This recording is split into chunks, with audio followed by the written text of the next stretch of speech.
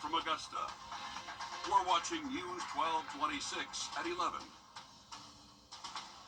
Good evening, I'm Courtney Hicks. Good Friday tomorrow, and the good weather sticking around for Easter weekend as we bring in First Alert meteorologist Mikhail Hannah Harding. It's gonna, be nice, and then it's gonna get real hot by the time the weekend is up.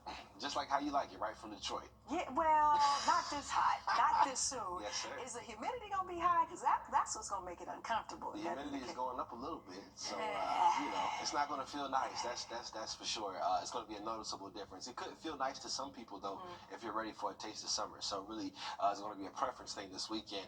What we can all agree on is that sunshine. Back here at home, Golden Harvest Food Bank is growing its ability to feed the community with the grand reopening of its Aiken location. Your Hallie Turner shows us how the center will continue their mission to eradicate hunger. Across their service area last year, Golden Harvest served 14 million meals to our community. And leaders say new renovations to the Aiken facility will allow them to increase the number of meals they serve this year by 20%.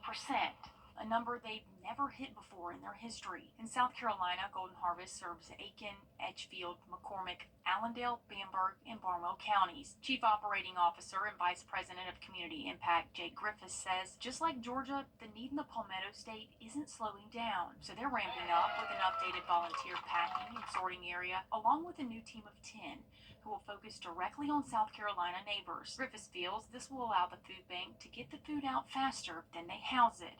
And at the end of the day, it's all in hopes of reaching more people in rural areas. The neighbors within Aiken, it's just diverse as to there's a urban core of downtown Aiken, but most of Aiken is in the rural setting.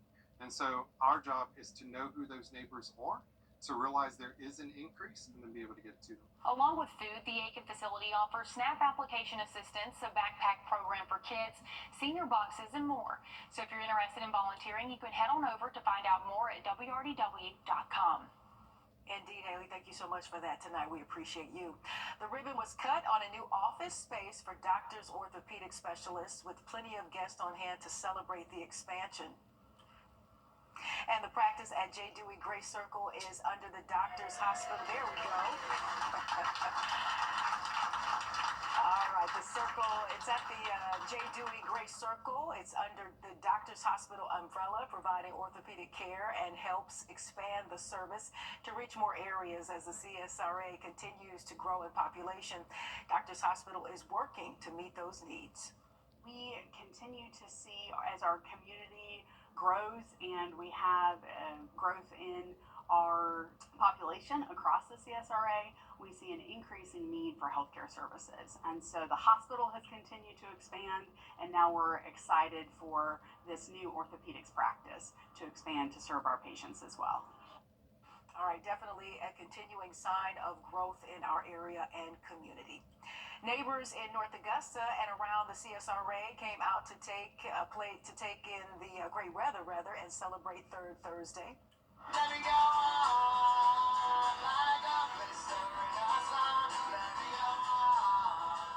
The event supporting downtown businesses featured live music, as you saw there, and entertainment to show off downtown. The event was organized years ago by the Merchants Club in an effort to support local businesses. So just coming out and supporting the local businesses is so important for a strong downtown.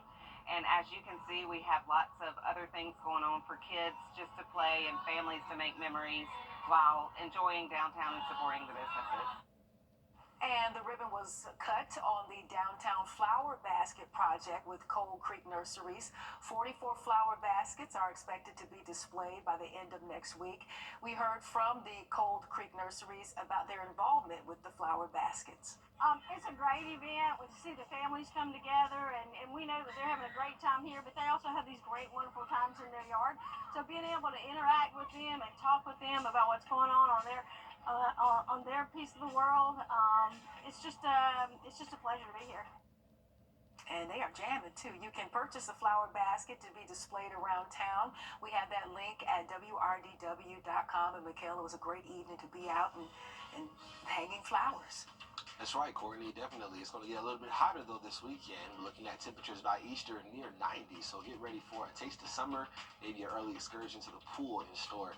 We'll look at your forecast coming up. We'll stand by for that. Also coming up, the WNBA draft may be over, but another Gamecock is on the move coming up in sports. Your Joseph Doring tells you where Malaysia Fuwali is looking to go. Stay with us. At Parker's Kitchen, your safety comes first with the First Alert Radar Network. First just got faster. At Parker's Kitchen, we go big, like our huge, crunchy, juicy, never frozen chicken tenders with an extra large serving of Parker's signature sauce. At Parker's Kitchen. Live from Augusta, we're watching News 1226 this morning. A local nonprofit is reopening to help more people in the river region. We're going to show you how it's helping fight hunger coming up. Plus, Richmond County's jail is trying to improve at its detention center. We're going to show you what they were able to find there and how they want to fix the problems in just a bit. But first, good morning. Thank you for joining us. I'm Nick Proto. And I'm Ashley Campbell. It's 6 o'clock on your Good Friday. Sending it over to Tim. We got a lot of events taking place. We got the Columbia County Fair tonight. Then we've got all these Easter events, and it's going to be warm. It is going to be warming up. We're going to hold rain chances off quite a while until you can kind of see down the timeline. Tuesday, middle of next week, we start kind of seeing a little bit more disturbed forecast, meaning the fact that we're going to have warm temperatures hanging around, but the chance for some afternoon storms will definitely start coming back in. We'll not see probably a drop of rain through the Easter weekend. Getting hot, the temperatures are going to be well above average. Middle 80s will be back coming in for today here. Top of the hour commute. Now we've dropped a few degrees here, 47. Not expected to see as cold of a start. In fact, we have several locations mainly in the 50s. And all right, thanks, Tim. Golden Harvest Food Bank has served more than 14 million meals to the river region last year. Now it's going to be able to serve even more. It's reopened its Aiken location and expects to see a significant increase in meals. Your Taylor Martin is live from Golden Harvest in Aiken this morning. And Taylor, what will the reopened facility be able to do for the community? Well, Ashley, Golden Harvest leaders say that the new renovations to their Aiken facility will allow them to increase the number of meals they serve by 20% this year. It's a number they've never hit before in their history. Golden Harvest serves 6 South Carolina counties, and they say the need throughout their coverage area isn't slowing down. Through reopening their Aiken location, they've updated volunteer packing and sorting areas and added a new team who will focus directly on South Carolina neighbors, allowing them to get the food out faster than they house it in hopes of reaching more people in rural areas. The idea of a food bank is to bank the food, but not to warehouse it for a long period of time. The hope is, and the desire is to, once we bank it, is to get it out the door very soon after. So make turns as quick as we can, because if we're not turning the food, then the neighbor is not. Along with the food, the Aiken facility offers SNAP application assistance, a backpack program for kids, and senior boxes, and more. All of that benefiting a community that could really use it. Taylor Martin live in Aiken County at the Golden Harvest Food Bank. Thanks for that, Taylor. The Charles B. Webster Detention Center is supposed to be home to 1,000 inmates, but right now there are more than 1,300. And after a sting operation yesterday, deputies found shanks, drugs, and tattoo devices crammed in with the inmates. Richmond County officials know overcrowding is a problem, and they've been doing what they can to manage it, including adding a new pod designed to hold up to 350 inmates and working to rehabilitate those inside. Cannot hold the amount of people that we're continuing to incarcerate. So the conversation needs to be around progressive incarceration. How do we lower the amount of people that we're incarcerating? Whether that's through pre-arrest programs, community initiatives, whatever the case. What we're doing right now is just simply, it's just not enough. Deputies say some things are improving. They say a few years ago, a search like yesterday's would have resulted in 20 to 30 shanks found per pod. But yesterday they found 20 shanks total after searching several pods.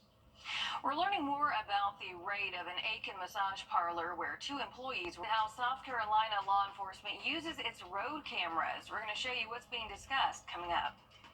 Talking heat for our Easter holiday weekend. Temperatures on the rise, maybe even getting around 90 degrees as we get closer into Easter Sunday. That's all coming up next. Stay with us. And as we head to break, giving you a live look at Grovetown at I-20 at 6:07.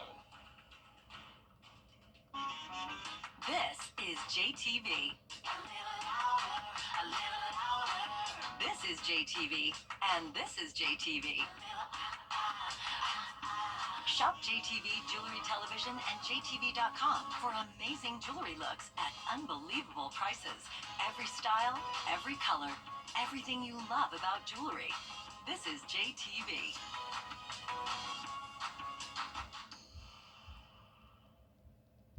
Life isn't a whisper. It's a roar. It's about getting your hands dirty, taking risks that thrill, and planning the adventure that awaits the next day. Life is a precious, playful thing, which means it's our job to explore it, to nurture it, and preserve it. But also, to let loose and enjoy it. Riverbanks Zoo and Garden. Live a wild life. Despite what you've heard or read. 14 million. That's the number of meals Golden Harvest served to people in the CSRA last year. And with the reopening of their Aiken location, they'll be able to help even more people in the years to come. Your Taylor Martin is live from the newly reopened location this morning. So Taylor, how is this going to help Golden Harvest serve more people? Well, Nick, they're hoping that with the reopening of their Aiken location, they'll be able to pass out food faster than they can house it and hopefully reach more rural areas. Golden Harvest leaders say new renovations to the Aiken facility will allow them to increase the number of meals they serve by 20% this year. It's a number they've never hit before in their history. Golden Harvest serves 6 South Carolina counties, and they say the need in their coverage area isn't slowing down. And through reopening their Aiken location, they've updated volunteer packing and sorting areas and added a new team who will focus directly on South Carolina neighbors.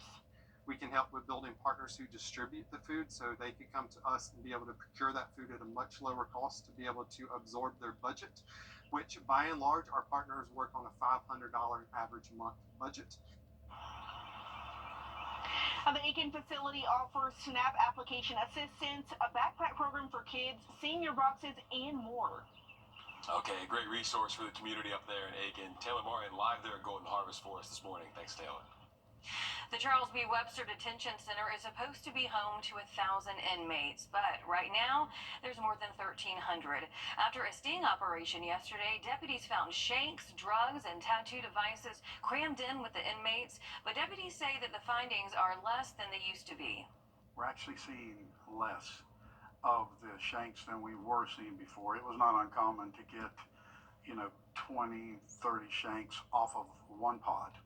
Now today we did several pods and we came up with 20 total. That is a great improvement. Richmond County officials know that overcrowding is a problem at the detention center, and they've been doing what they can to manage it. That includes a new pod designed to hold up to 350 inmates and the push to rehabilitate inmates currently behind bars. And they're also working on more ways to lower the amount of people incarcerated through different community programs. We're learning new details about an Evans High School teacher charged with DUI. Georgia State Patrol says Jeremy Gant was arrested Sunday and charged with DUI less safe and improper headlights. The report says the officer noticed a strong smell of odor or alcohol coming from Gant's car. During the field sobriety test, he says Gant showed multiple signs of intoxication. Gant also reportedly told the officer he'd only had 1 beer, but later said he drank 3 to 4 beers while driving patrons around as a hospitality driver. Gant refused to take a breathalyzer at the scene and also refused a blood test, explaining the DUI less safe charge. We reached out to Columbia County Schools, who did confirm this incident happened outside of school hours and is not connected to the school. An investigation is currently underway after a body was found in a wooded area on McNutt Road yesterday morning. Richmond County deputies say that the body was there for a few days before it was found. They say because of the body's condition, a positive ID hasn't been made. An autopsy has been scheduled. We're going to continue to follow this case and bring you updates as they come into our newsroom. At least 2 people were killed and public backlash and lawsuits flooding in after Georgia's decision to comply with a federal directive to dismantle diversity, equity, and inclusion programs in schools. Your Georgia State House reporter Abby Kasouris explains. School districts will have until April 24th to decide if they plan to comply with the federal directive or they could lose federal funding. Will our students be allowed to have a Black Men's Club? Will our students be allowed to have a Queer Alliance Club? And even more, let's get more specific. How about those father-daughter dances? Will those be gone too? Tracy Nance, former Georgia Teacher of the Year, expects school boards across Georgia will see parents rise up against what she says is an unnecessary retreat of what's right. I'm in no way resisting. I do not pose a threat to anyone. This video shows Lena Kotler carried out of a City Schools of Decatur board meeting on Tuesday night. She called a board member a coward for considering removing DEI. She fears for the safety of her trans and non-binary children. And it is beyond evil that anyone is threatening these programs. The U.S. Department of Education sent out this letter earlier this month stating that DEI programs are illegal and violate the Civil Rights Act, adding that schools that employ them will lose federal funding and face legal action. The directive in line with President Donald Trump's vision. And notified every single government DEI officer that their job has been deleted. In a statement, the Georgia NAACP condemned Georgia's decision to join other states, calling it not only short-sighted, but morally reprehensible, legally dubious, and deeply dangerous, filing a lawsuit questioning the constitutionality to withhold federal funds. The state of Georgia received more than $1 billion in federal funding, according to their website. Don't try to rewrite history. You need to embrace it so we can fix the issues of the past and we can move forward for all of the community. Groups in other states have also filed lawsuits. In downtown Decatur, I'm Abby Kasouris. Relief will soon come for Georgia business owners.